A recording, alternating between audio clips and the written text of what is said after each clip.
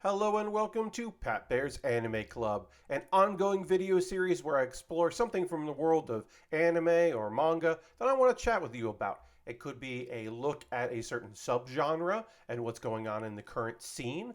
It could be a definition of a term or looking at the works of a particular artist or writer. Or in this case, it's my top 10 anime of 2022. Before we get into the list, a few caveats just to get out of the way.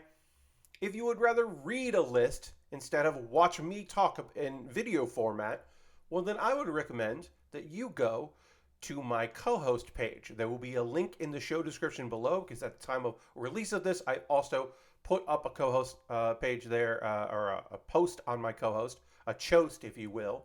So you can go to cohost.org/Pat Baer to read that, or you could always just follow the link directly in the show description of the YouTube video, or if you're watching this on Twitter, in the reply to the post I put on Twitter and all social media, I guess.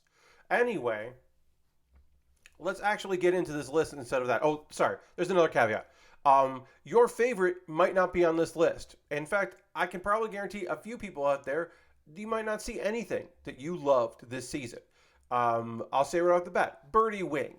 Liked it, didn't love it, kind of gave up on it. I wish I loved it more than I did. Glad they're going to make more of it. People seem to love that show. Cool. Chainsaw Man. Was it the CGI? No, it actually in this case wasn't the CGI. Was it the content? Was it the adaptation, which some people are very unhappy with? A little bit of the adaptation, yeah. And also just my not particularly loving the source material anyway. Ugh. Just, yeah, it didn't make the list. My number 11 is Bocchi. Bocchi the Rock. I love that. Look, it was hard to not. It's hard that it didn't make this list. It could have made this list. Bocchi the Rock is worth checking out. It is, as I said, my number 11. But yeah, there's some stuff that didn't make it on here that is probably on your list that you thought To Your Eternity Season 2. Or maybe you're one of those folks that like, it came out in December and January, but to you it counted as this year, and you are like, where is Attack on Titan Season 3, Part 2, or 3, or whatever we're at? Then no, it's not on my list. It could be on your list. It's not on my list. This is my list. It's my top 10 anime of 2022. I could put that in there. I didn't want to. Anyway, let's get into my number 10. I won't shut up about it. Teppen, Laughing Till You Cry. It had to make my list. It's an anime about telling jokes. It is a girls doing things show about a competition for group comedy, stand-up comedy, a particular style of stand-up comedy that we don't have, in the United States that is typical to Japan. This particular brand of storytelling comedy that, like, Laurel and Hardy is the easiest example I can give of just like, there is somebody that presents the idea, is telling the story, and then someone reacts to it. And in this case, the person telling the story is trying to finish the story, and the person's adding some commentary and getting some laughs, and there's some physicality to it. In this case, they are trios, which is unusual. This started with some voice actresses who just were doing some content as the characters. There are 15 main characters in this. That's too many characters. They are doing an obscure style of comedy. The framing device is they're trying to tell their stand-up jokes, and then we see the real life events that led to them telling the jokes, and then they end their set. So you don't actually really see stand-up, and it's not actually legitimately about stand-up. It is not a... the description I've given is that it is Mark Maron, like WTF with Mark Maron, the TV show, not the podcast. It is not a deep dive into comedy. It is a show about comedians. I guess that's the best thing that I can say about it. And it's great. It's funny. It's weird. You can see, like a lot of odd characters in there. There are jokes, lots of jokes about regions of Japan. And I had to do research about those to be like, okay, what's the deal? Why are they talking about these things? Why are they focused on this? What's up with the alien that's in here? There's some rich girls. Oh, the main girls don't really have a joke to them except that all of their names start with Y, so they're young YY, which is fun. It's a fun little series. I liked it a lot. You may only really know about this show because you have heard about the fact that the second episode didn't air until later in the series run because it involved like comedically it involved them trying to solve a would-be assassination plot almost immediately after a real assassination in Japan. So they didn't want to air that episode, which makes sense. But it did air eventually, so you can watch it. We'll move on to Trapped in a Dating Sim. The world of Otome games is tough for mobs. Somehow, the second best mech show this year in 2020. Trapped in a Dating Sim was the second best one. The mech fights are really good. There are not a lot of them, and they're not the focus of it, but it's fun. And this is a fun twist on the genre. This being an isekai. This is being specifically a trapped in a video game isekai. More specifically, trapped in a dating sim isekai. Not the lead and not the villainous. In this case, just like a mob, just like a dude that was just in the background, and our main character has beaten the game. He did not enjoy playing that game. It was tough and not fun, and he didn't really want to be playing that game. So he's an expert in a game that he doesn't care about, or he didn't enjoy, and ends up trying to figure out how to survive in that world and not stand out. But also he can't help himself, and also a character who revels in being the villain, but he's not villainous really. He's harsh, but he's still doing the right thing. And it's fun to see like the pretty boy leads, just do not understand how they are losing to this random dude, and how you can have the villain and who should be the heroine on your side, but also not think you're important. It's a fun story. I've enjoyed the manga. I've now read the manga since watching the show. It's one of those. I'm going to talk about a couple isekai. Not a lot of isekai, honestly, but I'm going to talk about a few isekai here because that is a subgenre I enjoy, the different world subgenre. And this one I think is a very fun one of those with a interesting twist, in my opinion. There is another thing that happens in this story that I don't want to get into in case you're looking to watch it that does make it a bit different than most stuck in a video game isekai. Here's another isekai. My isekai life. I gained a second character class and became the strongest sage in the world. To fit this on this, I had to change it to the number 2 ND instead of second. This is another fantastic isekai. With another somewhat unusual main character in that he doesn't remember the day-to-day moments of his reincarnation. He came from Japan. He knows he died. He knows this is his second chance. And he definitely remembers the vibe of just being a cog in the machine. It is the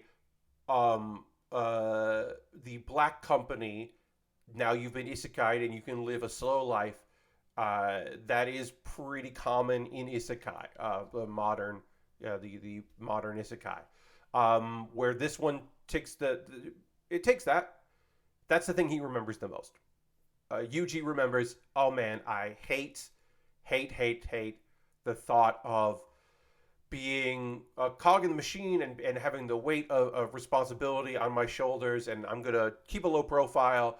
I happen to be, my first class happens to be Monster Tamer, which people think is not that important, which is great. I can lay low. They think it's a weak class, even though I have Proud Wolf and a bunch of slimes, and those slimes can do magic, because I can't do magic, but I can transfer magic to my slimes, which no one's done before, because also he's a sage. That's his second class, but nobody knows that. So he can kind of go on the radar, and even with him trying to still do the right thing and mostly looking out for himself, but the places he's going, he still manages to make friends. He still manages to help people. He still manages to save the world, as you would imagine that he would do. The slimes are very fucking cute. They're incredibly cute. There's very little CGI in this. It is mostly all digital.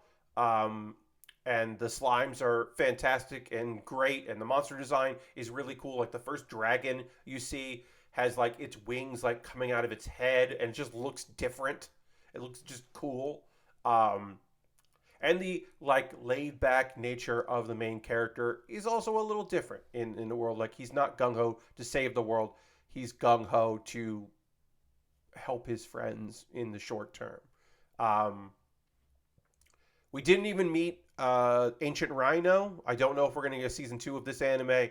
I don't even know if Ancient Rhino shows up in season 2 because I'm way far ahead of this in the manga. But Ancient Rhino, top tier character, and all the slimes are great. So looking forward to probably seeing more of that show, hopefully. But at the very least, I would say you should watch this. And you should watch Do It Yourself, our number 7. Is it recency bias that I included some shows that came out in the fall 2020 season? Possibly. I'm willing to admit that. Do I think Do It Yourself would end up on my list if it came out in January or July? Yes. Yes, I do. Because Do It Yourself is cute as hell and great. The wonderful idea of a juxtaposition, I would say, of do it yourself, DIY stuff, and do it yourself, but in a group, in a high school club, actually meshes really well together and is very fun. Our main character, who's all the way on the right there, this is a still from the opening. This is pretty much what the art style is. It has a watercolors kind of a vibe to it. They don't all wear sunglasses, just from the opening because I wanted a cool group shot. Our girl all the way on the right there, her name is Yua Serafu. That's right. Her first name is Serafu. Her last name is Yua.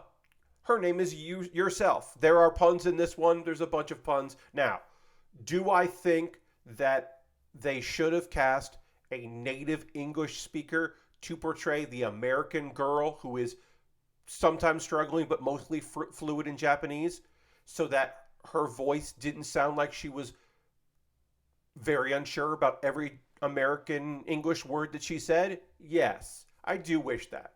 It is the one thing about it that keeps it from higher on the list is the fact that one of our girls, Queen Elizabeth, is supposed to be from America and has lived in America and speaks English as her native language. And then later, another character's mom says a few words in English to Jobco because she says good job with a thumbs up. The girl's mom says something and it sounds better, and that's not good. But this show is all heart. It is a simple premise explored really well. CGI is just some of the backgrounds because you can probably see in the photo there that does say CGI. But that's just in the backgrounds of some of the stuff. It's a simple little story about trying to keep the DIY club open at a school and building things together and making discoveries and making friendships and having some people come out of their shells or like figure out their relationship. I don't think it's baiting.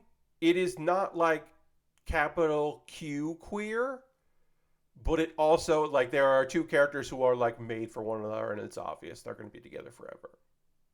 So I don't consider it baiting, but it is subtext. We'll say that.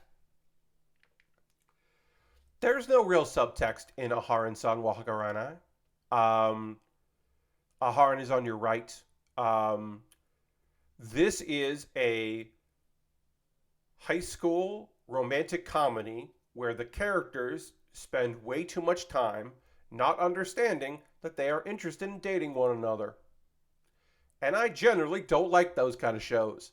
And you might say, Pat, I heard about this. This is the one that's not Comey Can't Communicate, right?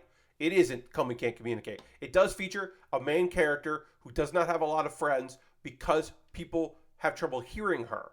Instead of she doesn't want to speak that much, she talks very quietly. Also, there's other stuff going on with her and son. Mostly is that she just doesn't understand social cues that well. She has a loving relationship with her family, but like doesn't really have any friends.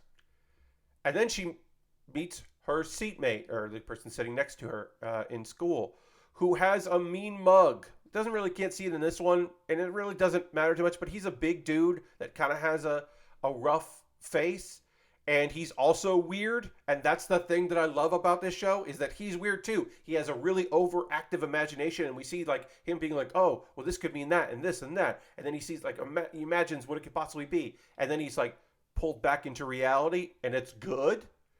And it's them becoming friends, and the minor characters are all fun and interesting and don't really do much in the show other than try to push them together. Other than the girl that remembers Aharen being nice to her, but is really shy about it and just refer to her as a stalker. She's not a stalker. She just has a lot of trouble. She would be a main character in a different show, basically. That kind of thing. It's cute. It's fun. There's a moment where they realize that they can communicate with each other, because that's a lot of it's like, hey, how do we, like, well, it's close talking, or I'm kind of learning your movements or whatever. But, oh, also, we could rap at each other because that's a motive. And that episode is not bad. And that's very rare, my friends, to have a rap episode that I am not cringing at. And I didn't. Aharen-san, well, Hakarenai is my number 6 choice because it is a romantic comedy set in a high school that I don't dislike, and that is very rare. Here's another romantic comedy set in a high school that I don't dislike. It's Kaguya-sama Love is War Ultra Romantic, aka the 3rd season. If you're like, Pat, sometimes anime has a weird name for its 2nd or 3rd or 4th season. Does it pay off? And the answer is yes. The term ultra romantic is used. So our main characters, if you have not watched the show, it is ostensibly about 2 people that should be together, but because of their own beliefs and social cues, they cannot ask one another out. They cannot do that because that is giving up power. So instead, they are going to great lengths to try to force the other person to make the first move so that they can have power and control. So it's very tsundere in that way. And you're like, Pat, don't you hate that? And the answer is yes. But because this is a comedy about romance, and that I said it's a romantic comedy set in high school, but it really is a comedy about romance and about this war, this love war. And because it's comedy with a capital C, everything is taken to extremes and pushed. And there's incredible callbacks from like the 1st season, the 2nd season. All of the minor characters have something to do. Even the maid assistant, who is very small in the back over here. Her storyline in the 3rd season is great. And the kind of like, oh, she's living a lie, but maybe she'd prefer that. And is there a truth to it? It's so fucking good. There's a mystery, and look, do I wish that Chika had more to do in this season? Of course I do. She's the best. She's the best girl, one might say. But even without her having enough to do in the show, I think it makes up for it. I also want to point out, much like Aharen-san, there is a rap episode, and it is not terrible. It also involves Chika. So that episode is great. Its ending theme, which the video of the ending theme is like a Starship Troopers reference for some reason, is awesome. And I was actually bummed when there was a song like that referenced the episode instead. There was one episode where we didn't have the good ending, and I was like, what are we doing here? Yeah, top to bottom, fantastic. 6th landing. We're getting a movie, I believe, and maybe another season, but I know a movie's coming. Go back, watch Kaguya-sama Love is War 1 and 2 before you get into 3, and enjoy what is my number 5. And my number 4 is another 3rd season. It's hard for me to really justify sometimes a 2nd or 3rd season of a show making a list, because often manga is based on a manga. Manga goes out of its way to set up early, like a big arc, so that you will keep buying it. And then once this big arc is done, which is often the 1st season of an anime, then it's just like keeping this story going and whatever. And it's a little bit of diminishing returns sometimes. Well, Mob Psycho Season 3 is an attempt to finish up the story, to end the series, because it was finishing up this tale, and it does an excellent job. This whole show has been a journey of a young person, a young man in this case, obviously, Mob, trying to find his place in the world and understand his powers and find friendship and love and figure out what he wants to do. Like, very like high school stuff. And then you add in all the superpowers and the weirdos and the saving the world on a constant basis. And then also, season 3 is a lot of fighting yourself and what you imagine you could be and your own fears. And it's a lot. And it's heavy at times. I mean, if you think the end of season 2 is heavy, season 3 kicks that aside and goes, no. It's not outside forces anymore. This is internal forces. This is you. You have to fight you. And I'm not going to give spoilers, but it's on this list for a good reason. We'll leave it at that. It did my heart good. I'll say that. Mob Psycho Season 3 sticks the landing, closes the story.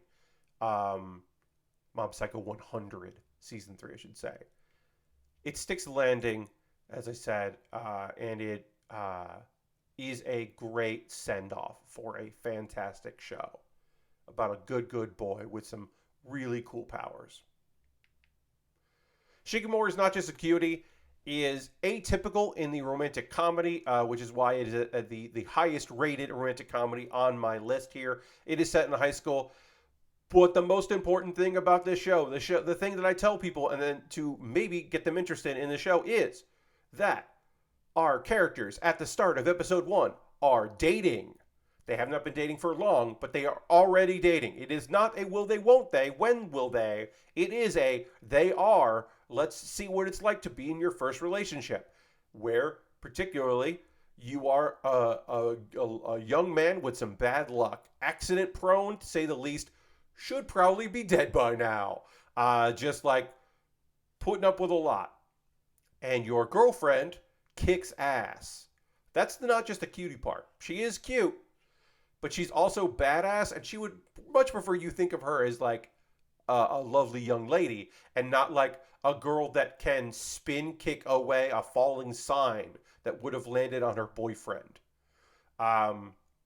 She is a fucking badass volleyball star, martial artist, like whips ass, rules, is awesome, and has such a soft spot for the nicest boy she's ever met, who she's dating. It is such a cute show. The Crunchyroll has Crunchyroll, the Crunchyroll. Crunchyroll has this show and also has some. It was rare. Some like commentary tracks. Basically, there were weeks they had to take off, and instead they aired commentary tracks in Japan, and those actually got subtitled, so you can hear the Japanese voice actors kind of talk to one another and talk about the show and all that, and it's really fun. Supporting cast is great, like legitimately great, and has a lot to do. There is the rival character that gets added in, which is handled beautifully and in such a loving, wonderful way to just further support how awesome this show is. The end theme is a bop, and also takes the appearance of a mobile game where you're dodging incoming stuff, and I would like to play that game. It doesn't exist, and that seems foolish. Like, make a game based on that. What are you doing? Anyway, Shikimori is not just a cutie. If you are looking for something a little different in the romantic comedy genre and you are tired of the, oh God, it's already episode 6. Have they not started? Jesus, when's the incident? The incident happens before episode 1. It's very fucking cute. Spy Family, speaking of cute, I went ahead and did my own little terrible Photoshop to add Bond the dog into this photo because I wanted a photo with all 4 of them in it. Spy Family is a 2-core.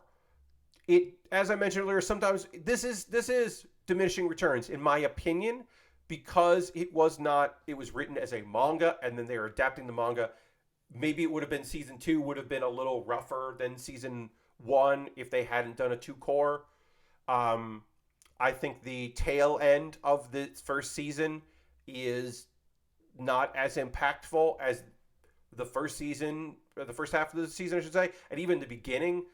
We go from like huge excitement with high stakes to like lower excitement and lower stakes. But if your favorite part of this show is Anya and her dealing and just Anya faces being in school, there's a lot of that. If your favorite part of the show is our spy or our assassin doing their own work, that's first half is more of that into the beginning of the second half, part two. If your favorite thing is a dog, there's a little bit of a tease of it, and then you get it. If you have not paid attention to anything about this show, if you were like, I don't know, Spy Family, whatever. Yeah, we got an awesome spy who needs to get access to somebody to keep an eye on them, and the easiest way would be through the fact that his son is in school. So, hey, let me get a daughter, put in that school, adopts a girl who is a psychic. He does not know that she is a psychic. She knows that he is a spy, but thinks that's interesting because there is a spy cartoon that she likes. And also she wants to get out of the place that she's in. He ends up thinking like probably needs a mother to make this work. So we're going to go ahead and find somebody. We find someone to be the stepmom.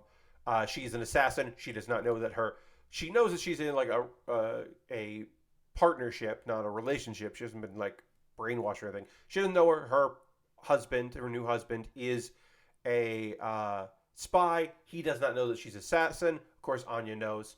And then eventually they get a dog that can see into the future. And because she's a psychic, she can then see what the dog is seeing. It's also smart, which is great. And they, of course, don't know that the dog can see into the future. And so it's a lot of like lying to other people, but also like, what does it mean to be a kid that can like read minds, but like doesn't quite have the understanding to like follow through on that.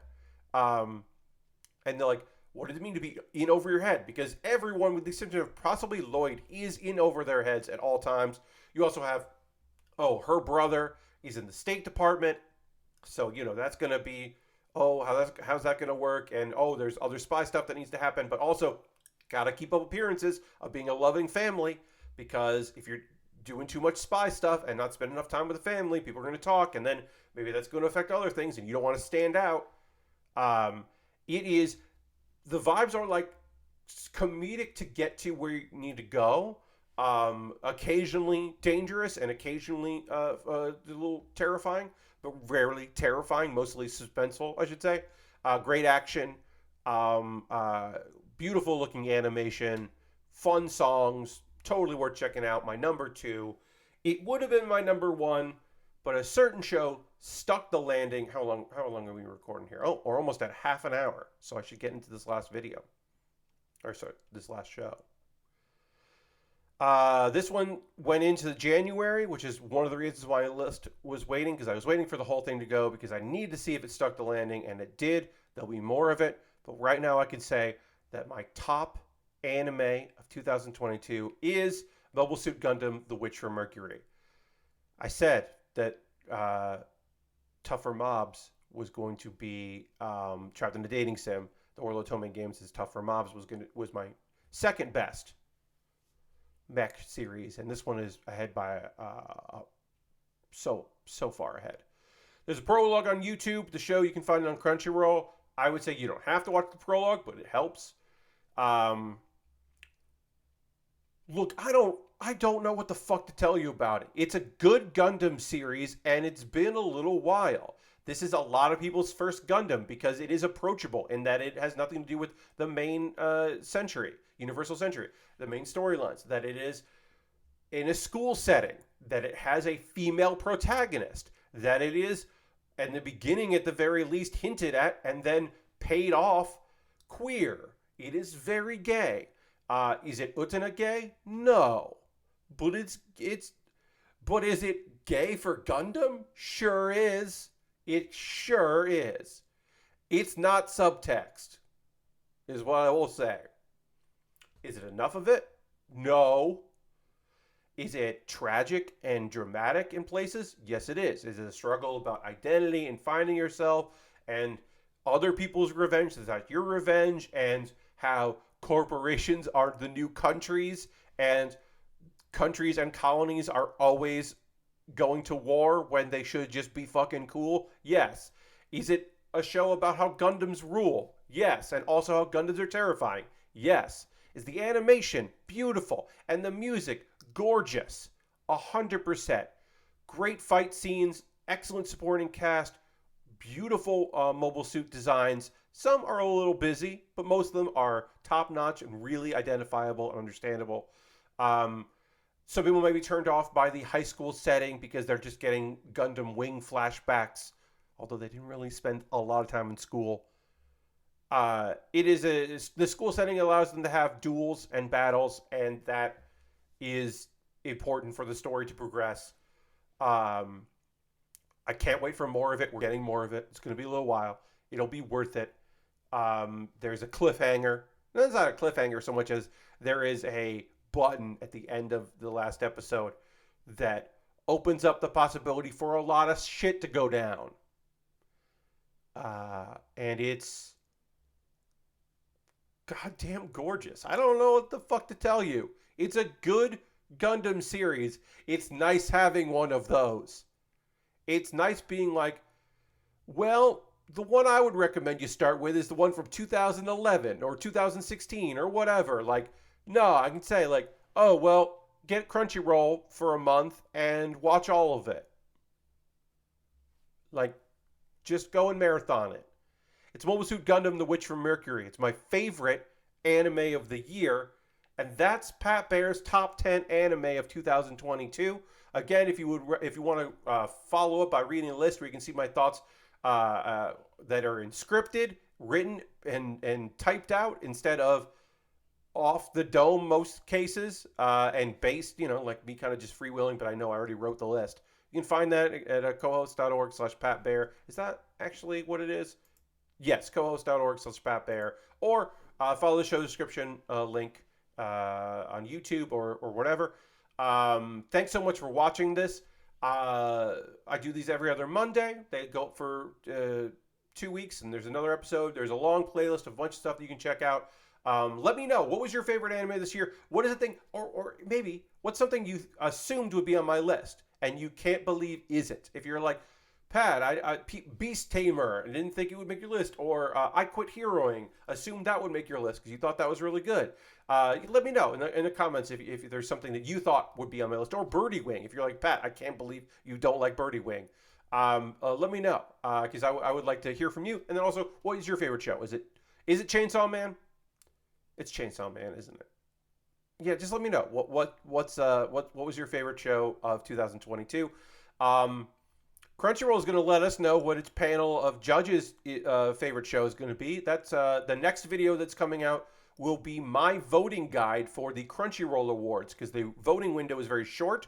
So that'll be before the next scheduled video. It'll be like a 0.5. I'm going to do a special that is just my voting guide for that. And you'll watch me actually vote through the website. So check that out, because I think you'll like that. Anyway, thanks for watching this. Oh, very, very long video. One of the longest, it always is. But this has been Pat Baer's Anime Club. I got to click this button here to do that. There we go. Pat Baer's Anime Club. Thanks so much for watching, and I'll see you on the next one. Goodbye.